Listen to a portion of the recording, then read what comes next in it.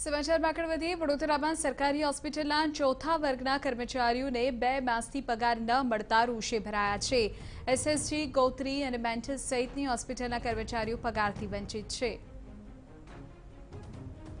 વધુ જાણકારી મારા સંવાદદાતા યુનુસ કાઝી આપી રહ્યા છે। યુનુસ, કર્મચારીઓ કહી રહ્યા છે કે તેઓને 2 માસથી પગાર નથી મળ્યો। આખરે શું રજૂઆત તેઓ અત્યારે કરી રહ્યા છે? પૂરી વિગત।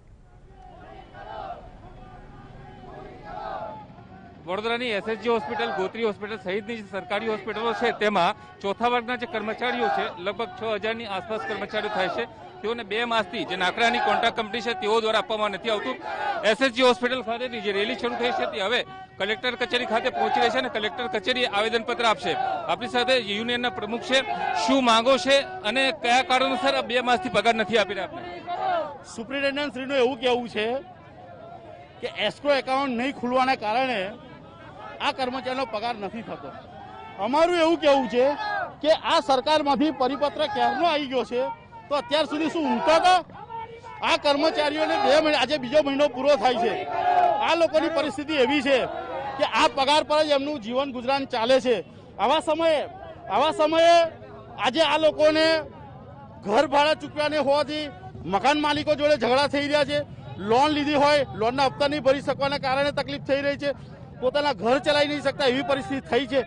ત્યારે ના છૂટકે આજે આ પગલું ભરવું પડ્યું છે અને કલેક્ટરશ્રીના માધ્યમથી અમે આપણા સંવેદનશીલ મુખ્યમંત્રી શ્રી વિજયભાઈ રૂપાણી સાહેબને અને નાયબ મુખ્યમંત્રી નીતિનભાઈ સાહેબને અમે આવેદન નિયમિત ચૂકવણીના કારણે કેટલી તકલીફો પડી રહી છે તમને? મિનિમમ 2 મહિનાથી તકલીફ પડી રહી છે કે કોન્ટ્રાક્ટર એવું કહે છે કે હવે કોન્ટ્રાક્ટ બદલાઈ રહ્યો છે,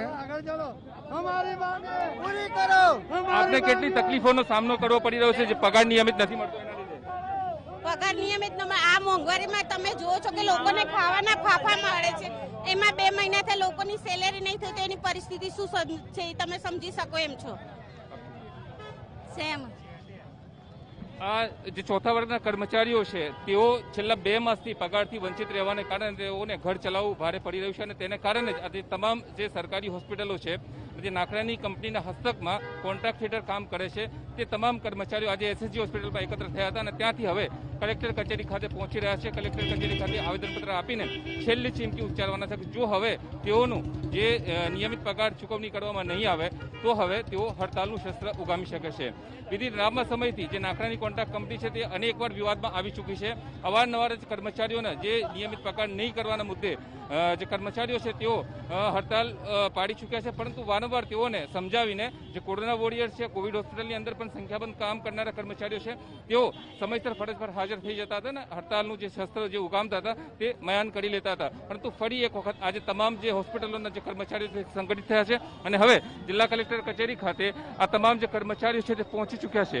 એસએસજી હોસ્પિટલ ખાતે શહેરની જે તમામ અલગ અલગ હોસ્પિટલો છે અને નાકરાની કોન્ટ્રાક્ટ કંપનીના અંતર્ગત જે કામ કરતા હતા તે તમામ લોકો અહીં પહોંચ્યા હતા અને હવે આ તમામ કર્મચારીઓ કલેક્ટર કચેરી ખાતે પહોંચી રહ્યા છે। કલેક્ટર કચેરીની અંદર પ્રવેશીને જે સિનિયર અધિકારી હશે તેઓને આવેદનપત્ર આપીને છેલ્લી ચીમકી ઉચ્ચારશે। ફરી એક વખત આપણે વાત કરીએ કેટલા સમયથી આ નાકરાની કંપની દ્વારા તમને હેરાન કરવામાં આવતા હોય છે?